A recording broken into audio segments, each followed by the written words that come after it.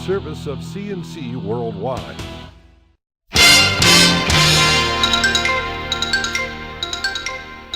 The CNC Daily Podcast is a service of CNC News, and it's brought to you by the Greece Chamber of Commerce, providing more than 800 members with business solutions since 1984.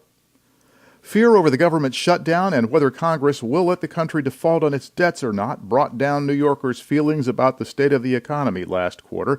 The Siena Research Institute's latest quarterly consumer sentiment said consumers who were feeling a little better about their situation in July ended up nervous in September.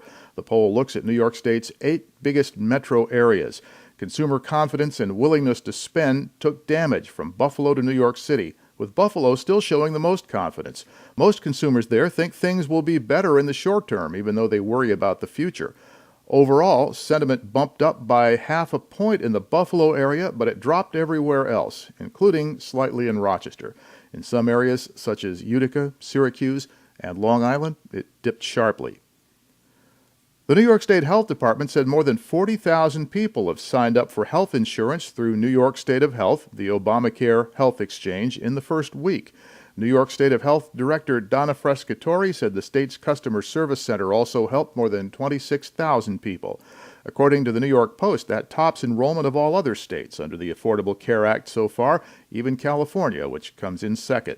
Frescatori said they're still making daily enhancements to the New York State of Health website to boost performance, and they're also live tweeting answers to your questions from 8:30 to 5 every weekday. Anti-hunger groups believe nearly 3/4 of the senior citizens who might be eligible for federal food aid in Monroe and Wayne counties aren't getting it. They're planning a news conference in Rochester Thursday with AARP New York. They'll talk about breaking down the barriers to getting SNAP aid, what we used to call food stamps.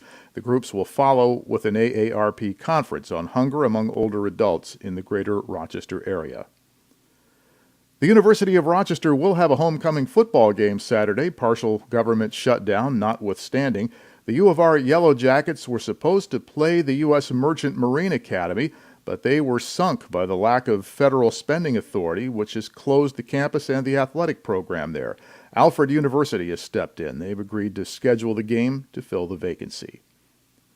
The medical examiner's office has positively identified the man killed crossing Alexander Street early Sunday morning as 31-year-old Matthew Stratton of Rochester. Stratton was walking across Alexander near the corner of Monroe Avenue when he was struck and killed by a passing car just before 3:15 in the morning. Police ruled out any drinking on the driver's part. No charges were filed.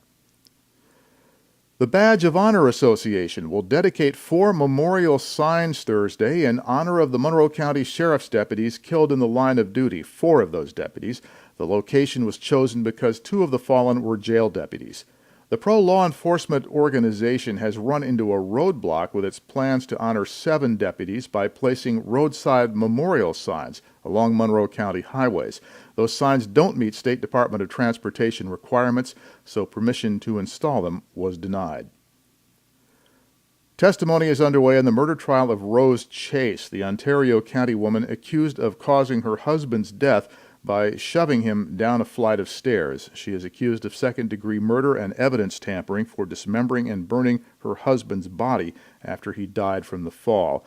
In the early witness testimony, Chase's mother-in-law spoke to Rose Chase having had an affair. Investigators called to the stand then told of how Rose Chase told them that she did not cause Adam Chase to fall down the stairs intentionally, but shoved him while they were having an argument. Links to these and other stories are to the right of the player window if you're looking at this on a CNC News page, or if you're on YouTube, you can find us at the CNC News sites like GreeceNYLive.com. At the bottom of those pages are links you can use to post news and information straight to us. So the next podcast is As It Happens, and the updates are as necessary. I'm Bud Lowell, CNC News.